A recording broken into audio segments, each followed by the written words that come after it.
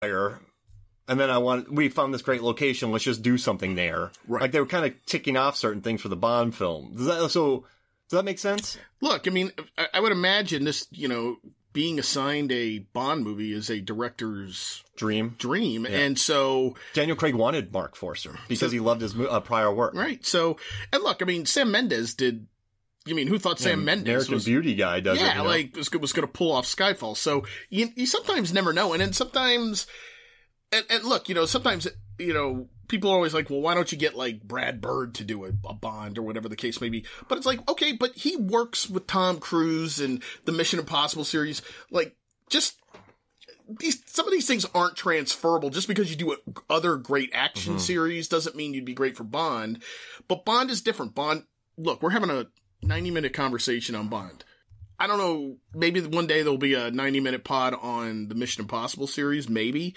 But as great as those movies are, especially the last three, I mean, they are iconic action films. They still don't capture the imagination like Bond.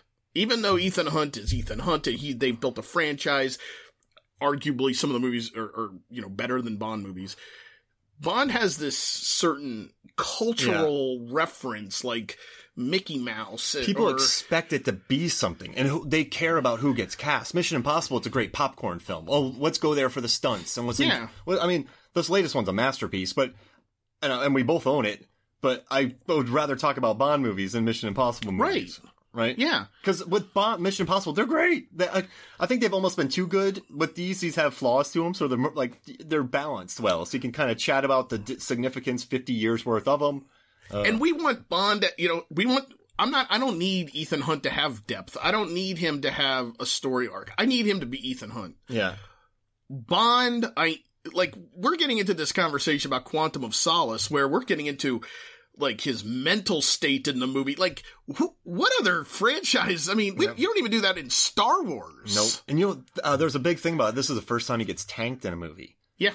6 Vespers. or 7 on the plane. Yep. That was a big deal. He got drunk. A report just came out saying that he's a severe alcoholic. Well, this always gets back to, like, there's always moments in all the Bond movies that you could pluck out and go, well, that was good. And Die Another Day, when they finally do the prisoner exchange, and he's in the hospital, and he's kind of sitting there laying, and they got everything in the hospital room, and you can hear the guy over the speaker going through, like, oh, heart's good, this good, this good, this good. And then the guy goes, liver's not so good. I always feel like that was a great line. Yeah. After he's like going through all his vitals, and they're going, liver's not so good though. That's funny. That's a good scene though. Craig pulls, I wish there was more scenes with Craig where he was being drunk.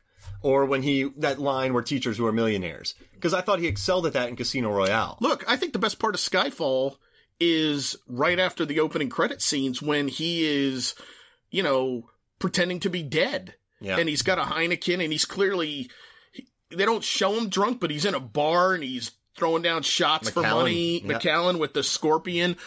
Like, I feel like we got shortchanged a little bit on that sequence when he was lost. I was like, this is interesting. Yeah. Give me more of this. I was like, I will even admit to you, when I've watched Skyfall, I've actually stopped and gone back and just watched it again, just because it's so fascinating. You never see Bond like that. I mean, even in License to Kill, yes, he loses his license, but he's still Bond. Like, okay, we're taking your license back, but then it's like, shoot. Okay, it's a piece of paper and no one does anything about it, right? He still gets to do whatever the hell he wants. That's such a great scene of him just like drinking, and he wakes up he's still in the bar the next day, and he's still drinking out of the bottle, and everything like that, and then it's like too quick.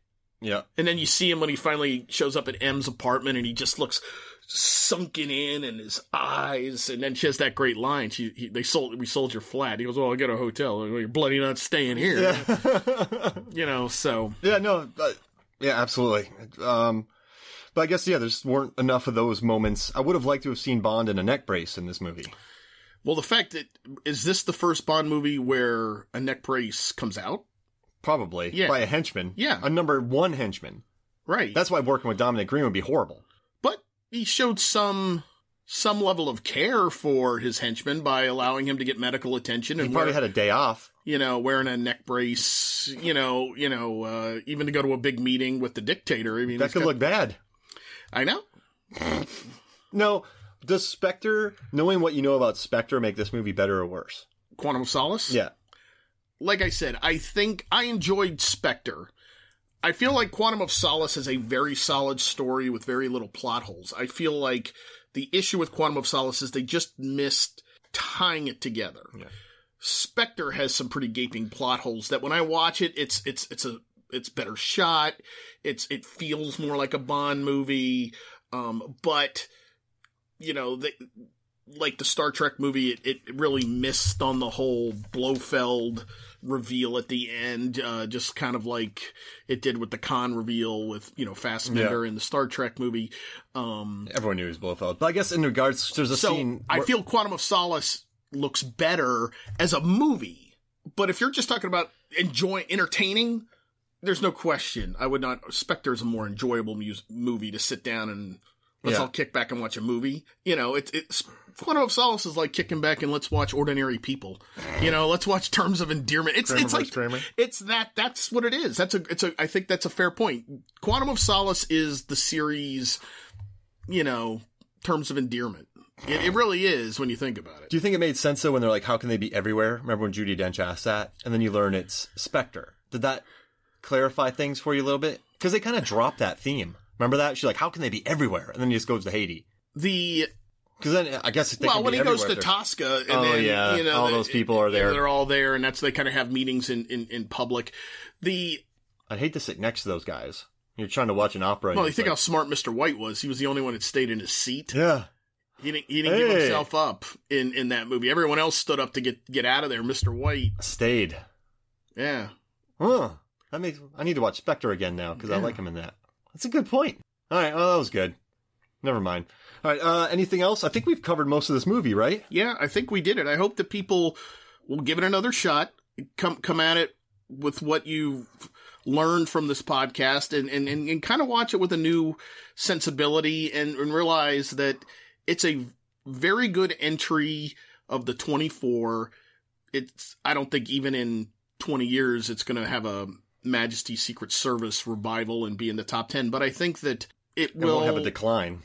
I think it'll improve in people's minds as time goes on, because I think our movie watching sensibilities are really grounded in this newfangled, even with Marvel movies, we'll accept a lot of things, but we need it to be grounded in some sort of sensibility and fact, and we want the plot to make sense. I always go back to Breaking Bad when the guys that Vince Gilligan always said coincidences can never, ever work in the favor of the protagonist. That's my problem with Spectre. Oh, you're here. Like, you know what I mean? Like, that's my problem with Spectre. There's too many conveniences that work to make it go to get the plot to get from point A to B. That's what makes Better Call Saul and especially Breaking Bad. None of the coincidences ever go in favor of Walter White. And I think that's the genius of Vince Gilligan. I feel like Quantum of Solace really attempts to not have any coincidences. Everything works against Bond. And that's why I think it's a pretty good movie. And it's a very, very good entry. That said, I know there's people listening today that are going to be like shaking their head going, who is your brother-in-law? And why does he like this movie? And what does he do? Why does he like this movie? But, I would argue that go back and watch some Roger Moore. And I loved Roger Moore. That was my era. Don't get me wrong. But, take a good rosy peek back at some of the Roger Moore entries. Not The Spy Who Loved Me. It's brilliant. No, don't look at that one. For Your Eyes Only, brilliant. But go take a look at View to a Kill. Go watch, go watch Octopussy when he swings on a vine and there's Tarzan yells in the middle of it. I mean... And then tell us that this is number 24, right? That's my point. Got it. Watch Moonraker, buddy. I'll close out here. I'll say... although Holly Goodhead is... maybe that's a great name. Iconic. Jeffrey Wright, we didn't talk about Felix Leiter. Yes, brought him back. I like that he brought... That's rarely happens in movies. And then... And he gets promoted. So you see, that's where he gets promoted. And boy, did they cast his boss as David perfect. Harbour. Boy, what a goofball he was. Stranger Things. How did he... And now he's Hellboy. Right, but you watch that movie, you're like, how did this, like, everyone in, like, MI6 is, like, so competent. And then the first time you see, like, the American side in a Daniel Craig movie, it's like, this is like nepotism, or how did this guy get his job?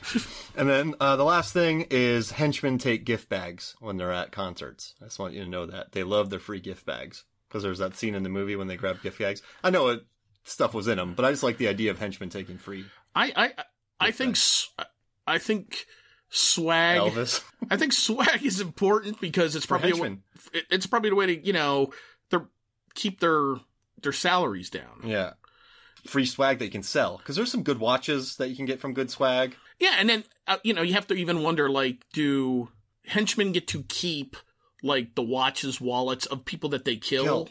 Is that part of their compensation package? Like, you get to kind of sell whatever you take off one of your dead bodies or people that you interrogate. I think 100 through 51 can. But once you hit 50, you shouldn't have to do that anymore. Got it. That's only a few weeks. But in the first few weeks, you can take whatever you want. But when you get promoted, then that's when the healthcare kicks in and stuff. Right, yeah. Maybe there's some more paperwork with HR. You need to survive 2 ski chases, 1 snowmobile chase, 1 motorcycle chase. Air chase. 1 air chase, 1 dune buggy chase, and 3 separate car chases on any different kind of terrain. Right. Right, and you can't be 10 through 1 unless you survived an ice chase followed by a tsunami. Right. Right. Yeah, though there are clear rules in the advancement of henchmen in the movie industry. 3 bullet wounds, then you can get in the top 3. You would hope that 3 bullet wounds and you survive in defense of your boss would get you some love. And I mean, the problem is in these movies, Bond never misses. Yeah, I know. So I would have to pick one up during like a fight with the CIA, like Felix Leiter's buddy. He skins my arm. I got one. Right, yeah, he's not hitting anybody, and, it's going to be by accident that he hits somebody. All right, well, hey, thank you for joining us. We'll have you back to do another Bond movie, or another movie. I'm not going to pigeonhole you into Bonds. No. I love my Bond. We could do Majesty's Secret Service. Brilliant. Oh, my gosh. That's a long one. There's a lot to talk about on that one. I would encourage the audience to watch Quantum of Solace, that's actually a good back-to-backer, because that is just as tragic. Because you have a very long one followed by a very short one. Right. But they're both equally... They're gut punches. Yeah. Got it. All right, so for me, Mark Hoffmeyer, and for Sean Elvishire, this is Movies, Films, and Flakes. We'll see you next week.